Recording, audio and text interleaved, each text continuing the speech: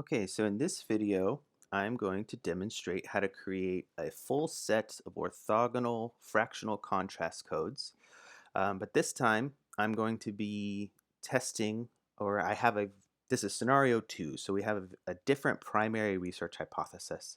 So this is I believe the third video in a series of videos I'm demonstrating on how to create these contrast codes. So in the second video, the last one, I used scenario 1 right here. I went through this whole process to generate these contrast codes, but we are addressing the hypothesis that group 4 will have higher scores on the DV compared to the three other groups. That was our primary hypothesis. So in scenario 2, we have the same groups, but let's imagine a different universe where our primary hypothesis is not comparing group 4 to the other groups. Let's imagine instead that our primary hypothesis is that groups 3 and 4 will have significantly higher scores on the DV compared to groups 1 and 2. Okay, so this is different. So there are a lot of different ways that you can generate and come up with your set of contrast codes. The main thing I want to emphasize in these videos is that you should set them up so they test your primary hypothesis. That's one of the benefits of using contrast codes rather than the traditional ANOVA approach, is that you can just zero in immediately on testing your primary hypothesis. Okay, so these are the same criteria and things that I was talking about in the last video with scenario 1. But given that we have 4 groups still, same context, we are going to create a full set of contrast codes that has 3 codes. So we know we're going to need to generate 3 contrast codes to create a full set. But because our primary research question, our primary hypothesis is different, these codes are going to look different. Okay, so again, there are 2 criteria for orthogonality. The first criteria is that the weights for each of our codes must sum to 0. So I'm going to, again, create a sum column. We'll return to that in a second. And then the second criteria is that the cross products for each pair of codes must sum to 0. So I'm going to demonstrate that again. It's going to be the same exact process we just did in the previous video, but I want to run through at least 2 examples so you just see that this approach is flexible and you can have different hypotheses. Okay, so our primary question, so again, I like to start with creating the code for the primary research question if possible. Sometimes it's not as, that's not possible, but in this case it is. So we know we're going to compare groups 3 and 4 to groups 1 and 2, and we're expecting groups 3 and 4 to have higher scores on the dependent variable. So again, if we look up here, we know that we are going to have to compare these 2 groups to these 2 groups, and that the weights that we use must sum to 0. So one scenario or one way it might be in your data set initially is like you can maybe put groups 1 and 2, give them 1s, and then give these 2 groups the value of 2, right? So they're kind of separated. These are clumped together and these are clumped together, but this will not meet the first criteria of orthogonality. So we could test that by summing up the weights of these codes. This is going to be nowhere near 0, right? You're all the way up to 6. These weights need to sum to 0 for them to be orthogonal. And so what I said in the last video still holds, that some of one group, the weights for one group are going to have to be above 0, and the weights for the other group are going to have to be below 0 for you to be able to sum them to 0. So what we're going to do here is actually just give group 1 and group 4 a code of 1. So these are going to be clumped or grouped together. And then how do we make this orthogonal? We make group 1 and group 2 -1. So what happens? You see that now they sum to 0. And they're grouped together, so we're combining group 3 and group 4. We're combining group 1 and group 2. Why? Because that is consistent with our primary hypothesis for this scenario. So now this is testing our primary hypothesis. So what I would call this is group 3 group 4, V, group 1, group 2. It's kind of long, but I would prefer to have descriptive variable names. Okay, so that's testing our primary hypothesis. But we know that because we have 4 groups, in order to create a full set of orthogonal contrast codes, we need 2 more codes to finish out the set. Okay, so what do? In this scenario, it's a little different from scenario 1. That's why I've created this video to demonstrate a different scenario. So it's somewhat similar though. So we want to use the rest of these codes to break up groups that have been clumped together in previous codes. Okay, so we can see that in code 1 we've grouped group 3 and 4 together, and we've clumped group 1 and 2 together. So we know in our subsequent codes we're going to want to disentangle these groups in some way. So we can do this one at a time, essentially. So in code 2, let's disaggregate group 3 and 4 from each other. Okay, so in this one, let's set group 4 to 1 and group 3 to -1. And then we're going to just zero out the other groups. Okay, so we're really just focusing in on disaggregating group 3 and 4 and creating a code that's actually going to compare them. So let's just demonstrate that these weights sum to 0. They do. There it is. Okay, so let's give this a nice name. So we'll say group 4, V, group 3. So now if you look, group 2 has disaggregated groups 3 and 4, but if you look at code 1 and 2, group 1 and group 2 have been combined in both of those codes so far. They've never been differentiated from each other. They've never been disaggregated. So in this third code, we're going to just want to disaggregate these 2 groups. So we'll set group 2 to 1, and group 1 to -1. And then we'll just zero out the other 2 groups for now. Okay, let's make sure these weights sum to 0. They do. And let's give this a name. So what are we doing in this code? We're comparing group 2 to group 1. So yeah, so this first code, I don't know if I said this explicitly in the last video, but this code right here is testing our primary hypothesis. So we're comparing the combination of group 3 and 4 to the combination of group 1 and 2. The question that's being tested here is we're comparing group 4 with group 3, group 4 and group 3. And in this code, we're actually comparing group 2 and group 1. Okay, those are the questions being tested. Okay, so this set of codes now meets our first criteria for orthogonality. The weights of each code must sum to 0. They do. The second criteria is that the cross products for each pair of codes must sum to 0 also. So we're going to have to compare code 1 and 2, code 1 and 3, and code 2 and 3. So the products. So here we're going to compare code 1 and 2 and the weights for group 1 specifically. So we're going to say this code times this code. So the code for the weight used in code 1 and the weight used in code 2 for group 1. Multiply those together. And you end up with 0. You could do this now for each group. Just drag this over. So this is now -1 times 0. This is 1 times -1. This is 1 times 1.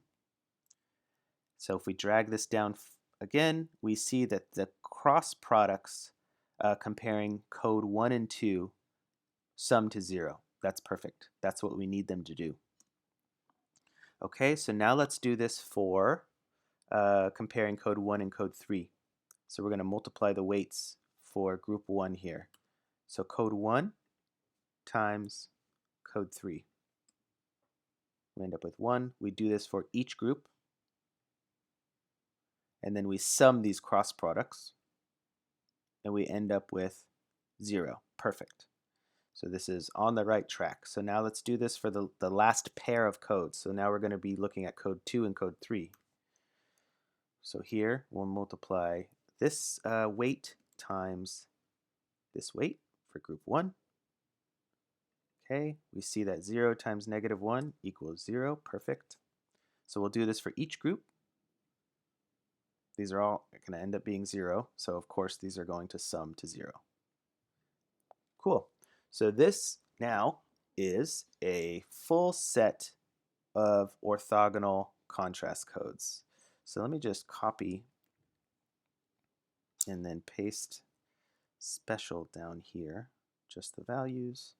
Okay, so we know that these are orthogonal, but they're not yet fractional. So again, like I said earlier, or in the previous video I should say, it's more convenient if you make your codes fractional because the parameter estimates that you end up getting in regression output, the whole goal of doing these orthogonal contrast codes is that we want to test mean differences using a regression or a general linear model approach. So the parameter estimates that you end up getting with the regression output, if you use fractional codes, the parameter estimate that you get ends up being the mean difference between the groups that you're comparing, which I just argue is just more convenient. It's nice to be able to look at your output and see the mean difference. And you can use that to just kind of make sure you've done everything correctly too.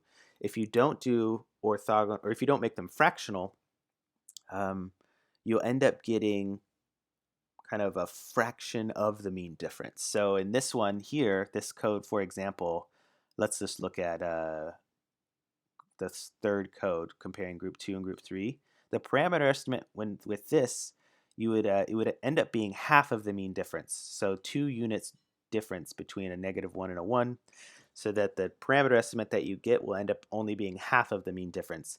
And that's fine. It's just not very intuitive and not very helpful. So I would rather that parameter estimate I would rather it give me the complete mean difference, and that's why we do fractional codes.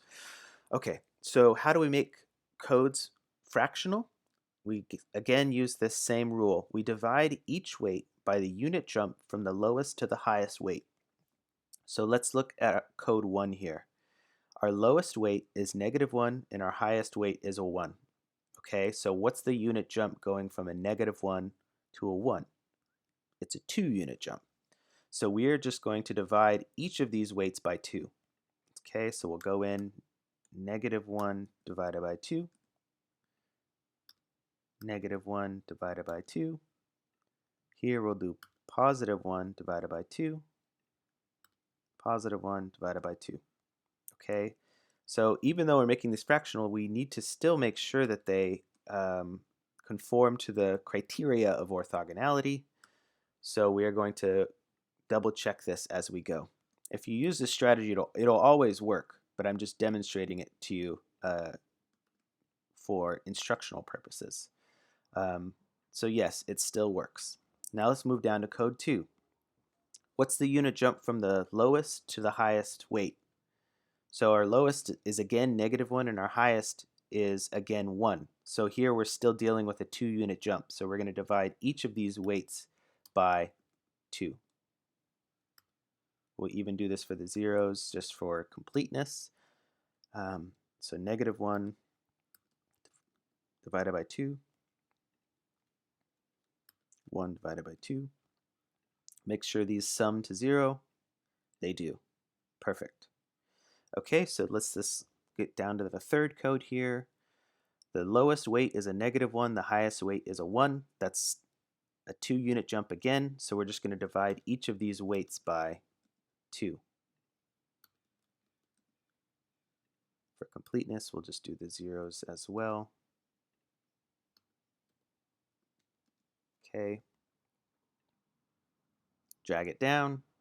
These weights still sum to 0. Perfect.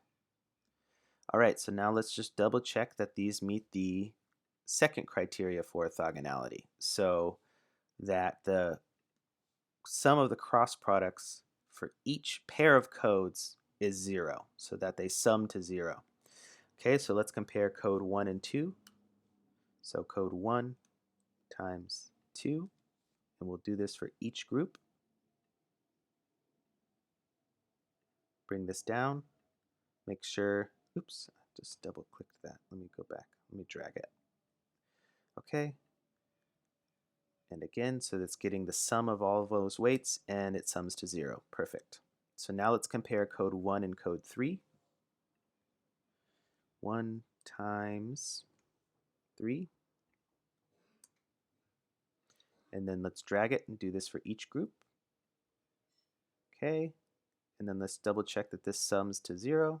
It does. Perfect. And then let's finally compare code 2 and code 3. So we're going to multiply the weights there. So 2 times 3. Great. And now we're going to drag over for each of the groups. Okay, they're all 0 again. So bring this down, and of course, this sums to 0. So now what we have here is a full set of orthogonal fractional contrast codes. So this is ready to use. So hopefully you'll see that this is it's still an orthogonal fractional set of contrast codes. It meets all the criteria for orthogonality. They're fractional. I don't know if I've said this yet, actually, but what we do when we divide by the unit jump is we make the unit jump here 1, always. So what's the unit jump from the smallest to the largest weight? Negative 0.5 to a 0.5, it's 1. And it's the same for each of these because it's negative 0.5 to 0.5, so it's 1 for each. But if I kind of sneak back over to scenario 1, I can show you this also. What's the unit jump from negative 0.25 to 0.75? The unit jump is 1. What's the unit jump from negative 0.333 to positive 0.667? That's a 1 unit jump. What's the unit jump from negative 0.5 to 0.5? It's 1. So the whole point of making these fractional is that the unit jump you end up creating in your codes is 1, and that will result in the parameter estimate in the regression output, which I'll demonstrate in a future video. The parameter estimate itself will capture the complete mean difference. So again, just to remind you, in the second scenario, this first code is the code that tests our primary hypothesis. Okay, so that's actually what we're going to be looking at. Whereas these other 2 codes were just there to make it the set of contrast codes, the set of orthogonal contrast codes complete. So we're not necessarily interested in those. These are now testing kind of different research questions, but they're not aligned with our primary research question. It's good to test them. We could take a look at them, maybe for exploratory purposes, and if you do, you might want to do a correction, a type 1 error correction, but those aren't our primary hypothesis. This first code is testing our primary hypothesis. Okay, so that's two different scenarios now, this video and the previous video, in creating a full set of orthogonal fractional contrast codes when we have 4 groups. You can use this same logic and technique if you only had 3 groups, but in that case, you would only end up needing 2 contrast codes to create a full set, right? Because you need to determine how many codes you need, you take how many groups you have minus 1. So we've created 3 codes here because we have 4 groups minus 1. So we need 3 codes. You could do this with 5 groups. You could do this with 6 groups. You could follow these same steps. Okay, so hopefully this is helpful.